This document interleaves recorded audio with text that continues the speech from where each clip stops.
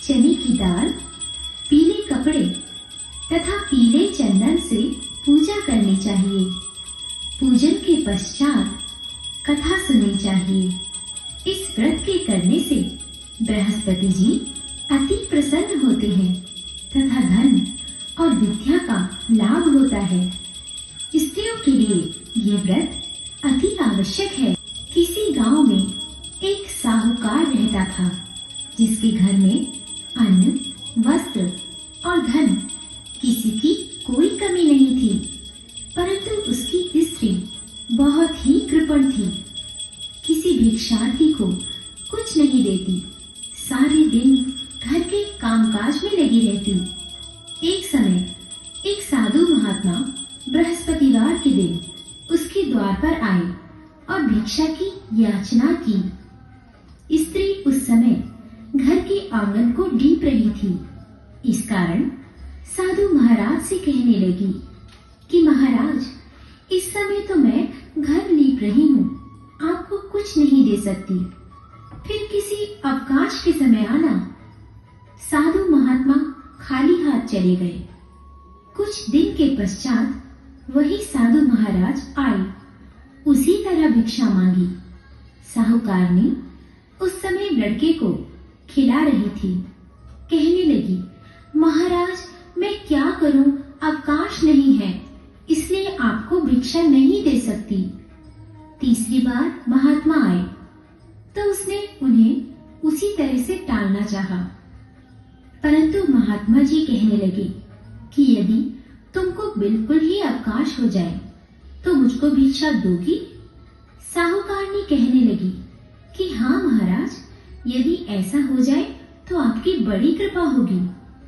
साधु महात्मा जी कहने लगे कि अच्छा, मैं एक उपाय बताता हूँ। तुम बृहस्पतिवार को दिन चढ़ने पर उठो और सारे घर में झाड़ू लगाकर कूड़ा एक कोने में जमा कर दो। घर में चौका इत्यादि मत लगाओ। फिर स्नान आदि करके घर वालों से कहो उस दिन सब हजामत अवश्य बनवाएं। रसोई बनाकर चूल्हे के पीछे रखा करो, सामने नहीं। सायंकाल को अंधेरा होने के बाद दीपक जलाओ तथा बृहस्पतिवार को पीले वस्त्र मत धारण करो, ना पीले रंग की चीजों का भोजन ग्रहण करो। यदि ऐसा करोगी तो तुमको घर का कोई काम नहीं करना पड़ेगा। साहूकारनी ने ऐसा ही किया। बृहस्पतिवार को दिन चढ़े उठी, झाड़ू लगाकर कूड़े को घर में ही जमा कर दिया। पुरुषों ने हजामत बनवाई, भोजन बनवाकर चूल्हे के पीछे रखा। वह सब बृहस्पतिवारों को ऐसा ही करती रही। अब कुछ काल बाद उसके घर में खाने को दाना न रहा। थोड़े दिनों में महात्मा फिर आए और भिक्षा मांगी, परंतु सेठानी ने कहा, महाराज, मेरे घर में खाने को अन्न नहीं है, आपको क्या दे सकती हूँ? तब महात्मा ने कहा कि जब तुम्हारे घर में सब कुछ था तब भी तुम कुछ नहीं देती थी। अब पूरा पूरा अवकाश है, तब भी कुछ नहीं दे रही हो। तुम क्या चाहती हो वह कहो। तब सेठानी ने हाथ जोड़कर प्रार्थना की, महाराज, अब कोई ऐसा उपाय बताओ कि मेरे पहले जैसा धन धान्य हो जाए।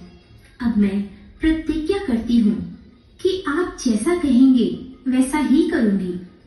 तब महात्मा जी ने कहा, बृहस्पतिवार को प्रातःकाल उठकर स्नानादि से निवृत्त होकर घर को गौ के गोबर से लीपो तथा घर के पुरुष हजामत न बनवाए।